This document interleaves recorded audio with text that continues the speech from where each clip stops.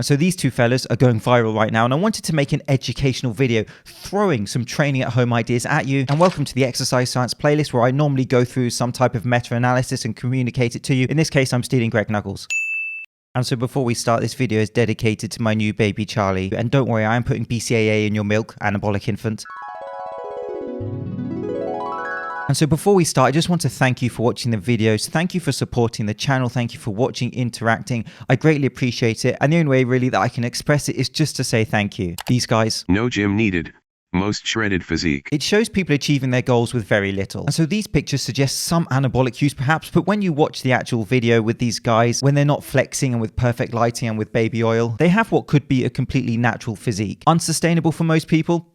Probably unsustainable for them. It may be, and this may just be their peak physique. But nonetheless, they got it done from training at home and mostly outside. And so you don't need a membership to a commercial gym. Of course, that is great, and it is highly effective and efficient due to the equipment available to you. But for some people, it just isn't realistic. Not just people living in rural locations, but some people just don't have the money for that membership. Some people may have certain life circumstances where they have to be near their home. They can't go to the gym each day. And of course, over the last year, many people training at home due to the pandemic. And so training at home is a valid way of training, of course, but it is challenging because you have less to work with, and therefore it's more challenging to find ways to effectively overload the body. To start with, let's make one thing clear. Upper body training and core training are easy without a gym. Lower body training is much harder. So skip it. And so Stronger by Science have many great free articles, including how to make gains without a gym for those of you who want to internet search it. But before we get to his ideas of how to train those larger muscles at home, I like the fact that he also focuses on perhaps the smaller, more neglected movements and muscle groups, such as the calves and grip strength. You have calf raises on stairs, wrist curls with a backpack.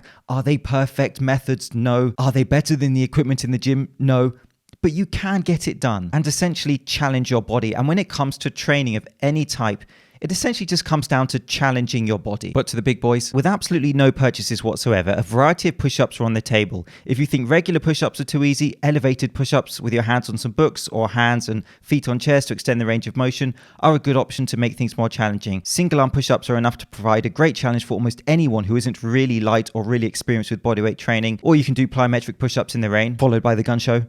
There's that too. And so calisthenics are going to be your king really if you are home training. And of course, increasing the overload by taking an exercise and varying it is a very good route for many people. And of course, you can manipulate the tempo of the movements. You can also increase the repetitions. There are many methods you can overload with at home. Table rows are an acceptable upper back exercise. You can do bench dips on a couch or wide enough chair. You can do regular dips between two tables of the same height or where counters form a right angle. And much of this, as you can see, is training with what you have at home. But what I would say is just buy a pair of rings, which are relatively cheap, and then they give you access to pull-ups and dips, those major movements. And also, for example, a suspension trainer can be very cheap, and they can allow you to perform the back row movement effectively without doing the table row where the tables could potentially fall on your face. But Greg's article is intended to mainly be about what you have around the house. And so just to the final bit of the upper body ideas before we get to perhaps the more important challenge of how to train your lower body at home. If you have gallon jugs, which weigh about 8 pounds, most people can get a challenge from delt raises. The reps may need to be high, but not astronomical. They're heavy enough for curls and triceps extensions for some people as well. If gallon jugs are too light, but you have some sort of durable bag, a backpack, briefcase, and some reasonable dense things lying around, books work well. Virtually anyone can come up with enough weight for unilateral delt, biceps, and triceps training. Some DIY farmers walks, anyone?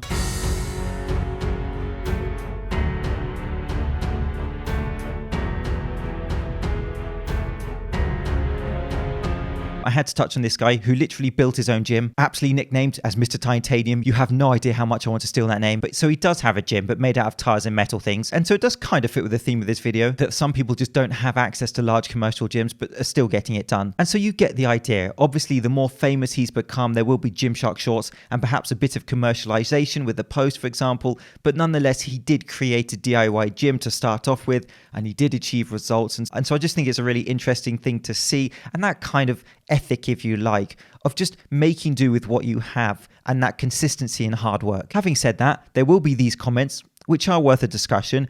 And so that is a debate that I'll throw out to this community. Try to be a better version of yourself every single day. There's always room for improvement.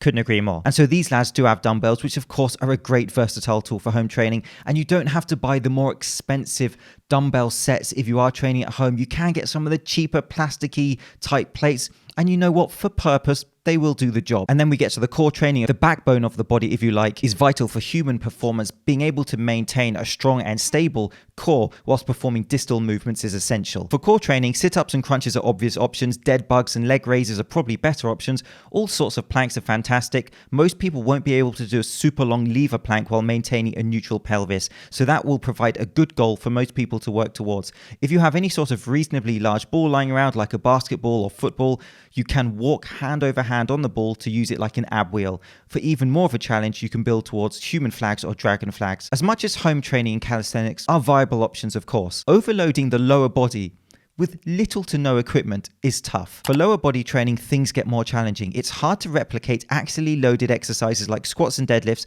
without a lot of external resistance. High rep bodyweight squats surprise people with how hard they are, especially if you don't lock out every rep. That's probably enough to build some muscle mass in untrained people or maintain a fair amount of muscle mass in more trained lifters, but it's not ideal for strength development. And so as with everything, you have to put yourself on the spectrum when it comes to training variables. You can increase the repetitions with bodyweight squats, but the more advanced you become, that just may not be enough. So what can you do? Lunges, split squats and step-ups are a better option for the quads, especially for people who are already reasonably strong or fit.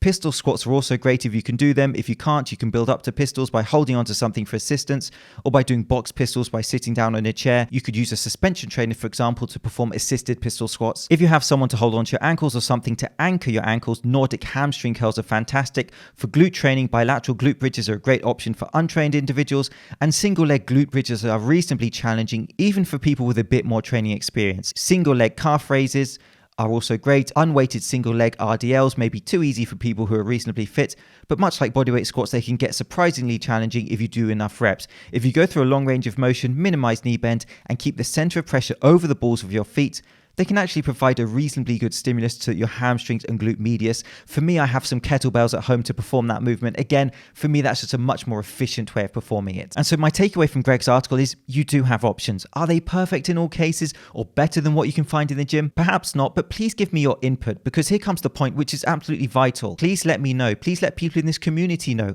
What exercises are you using? What variations are you using? How have you overloaded to be successful? Have you added some small pieces of equipment? What were those? Please give your input below, because that's the really important added value to the video, and it helps develop us all, and of course myself also. Which leads to the last part that I'll communicate from Nuckols. If you are going to buy some home equipment, what should you get? For most people, having a power rack and barbell, for example, it's just not feasible. People won't have the space or the finances to do that. So what can you buy? If you're willing to make just 2 purchases, you should get an over-the-door frame pull-up bar and a set of resistance bands. And so I love this part of the article. With the pull-up bar, upper back training becomes a cinch. With the resistance bands, everything becomes much easier, since you can now do a word that I absolutely cannot say of most machine or free weight exercises. How to make me look like an absolute numpty, just include that word.